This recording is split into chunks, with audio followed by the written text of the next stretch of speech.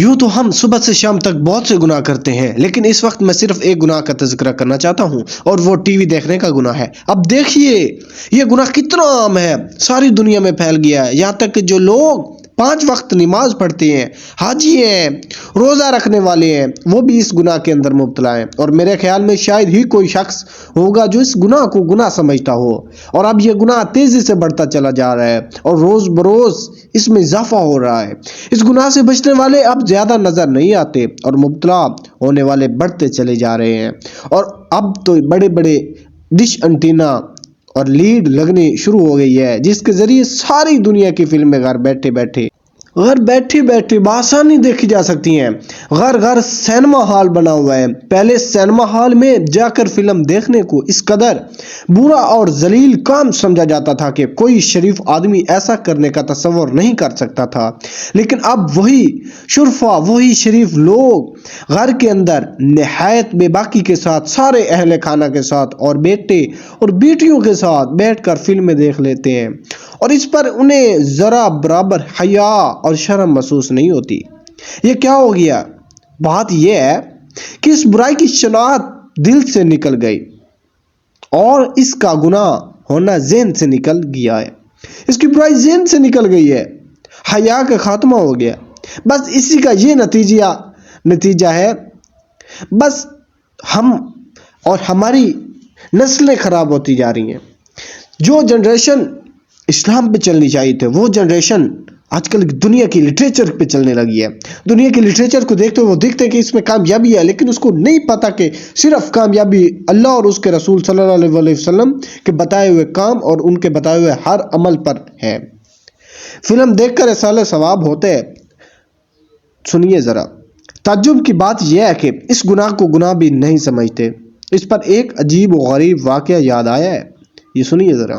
یہ واقعہ ایک رسالہ ٹی وی کی تباہ کاریاں کے اندر لکھا ہوا ہے کہ ایک صاحب لاہور کے رہنے والے تھے۔ ان کی والدہ نے کسی تقریب میں شرکت کے لیے کراچی آئی ہوئی تھی۔ یہاں آ کر وہ بیمار ہو گئیں، ان کو اسپتال میں داخل کیا گیا، اور ان صاحب کو لاہور میں اطلاع دے دی گئی۔ وہ بھی لاہور سے کراچی آ گئے۔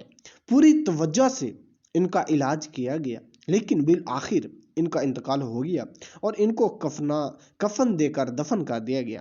جب وہ شخص اپنی والدہ کو دفن کر کے قبرستان سے واپس آ رہے تھے تو راستے میں ایک میدان کے اندر دیکھا کہ شامیانے لگے ہوئے ہیں، کناتیں کسی ہوئی ہیں۔ یہ سمجھے کہ کوئی سیاسی جلسہ ہو رہا ہے، لیکن جب وہ معلوم کرنے کے لیے اندر گئے تو وہاں دیکھا کہ فلم چل رہی ہے، اور تمام لوگ میدان میں بیٹھے ہوئے فلم دیکھ رہے ہیں۔ ان صاحب نے لوگوں سے پوچھا کہ یہ کیا ماجرا ہے۔ لوگوں نے بتایا کہ ایک صاحب کا انتقال ہو گیا تھا، آج ان کا چیلم ہو رہا ہے، اور ہم سب ان کے چیلم میں شریک ہیں، اور مرحوم کو یہ فلم بہت پسند تھی، اس لیے ہم ان کے ایصال ثواب کے لیے یہ فلم دیکھ رہے ہیں تاکہ ان کو اس کا ثواب پہنچے۔ اب بتائیے، اس عمل کے ذریعے ایصال ثواب ہوگا یا ایصال عذاب ہوگا؟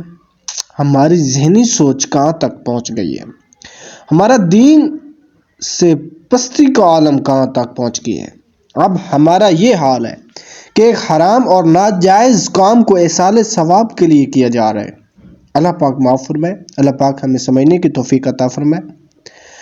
اب ایسے لوگ بھی بکثرت ہیں جو یہ سمجھتے ہیں کہ ٹی وی دیکھنے میں کیا حرج ہے۔ چنانچہ ٹی وی دیکھنے والوں میں اکثر لوگ یہ کہہ دیتے ہیں کہ ٹی وی دیکھنے میں کیا حرج ہے۔ افسوس، جس چیز کے گناہ ہونے میں کوئی شک نہیں، آج اس کا گناہ ہونا سمجھ میں نہیں آ رہا۔ حالانکہ وہ 3 باتیں تو ہر مسلمان کو جانتا ہے کہ وہ اسلام میں بالکل حرام ہیں، اور یہ چیزیں ٹی وی کے اندر موجود ہیں۔ اور جانیے دوستوں، وہ 3 چیزیں کیا ہیں، وہ 3 باتیں کیا ہیں؟ پہلے نمبر پہ ایک گانا بجانا ہے، یہ اسلام میں بالکل حرام ہے، اور حضور اقدس صلی اللہ علیہ وآلہ وسلم کی متعدد ارشادات اس کی حرمت پر موجود ہیں۔ دوسرے نمبر پہ گانا بجانے کے آلات کا استعمال بھی مستقل ناجائز اور گناہ ہے، مثلا ڈھولک، سارنگی، بانسری، ہارمونیم، ڈسکو وغیرہ، ان سب آلات کا استعمال گناہ اور ناجائز ہے۔ حضور اقدس صلی اللہ علیہ وآلہ وسلم کا واضح ارشاد ہے کہ میں دنیا میں پیغمبر ہی اس لیے بنا کر بھیجا گیا ہوں تاکہ دنیا سے گانے بجانے کے آلات کو مٹا دوں، اور ہم مسلمان ہو کر بھی ان کو استعمال کر رہے ہیں، اور خاص طور پر ٹی وی کے اندر ان آلات کا بھرپور استعمال پایا جاتا ہے۔ دوستو، آج ٹی وی کے بارے میں نے آپ کو کچھ بتایا کہ مسلمانوں کا حال کیا ہے، ہم سب کا۔ اللہ پاک ہمیں ہدایت عطا فرمائے، ہمیں سمجھنے کی توفیق عطا فرمائے۔ دوستو، اگر مجھ سے کسی کا دل دکھا ہو تو میں اس کے لیے سوری کرتا ہوں۔ اللہ پاک سبھی کو سلامت رکھے۔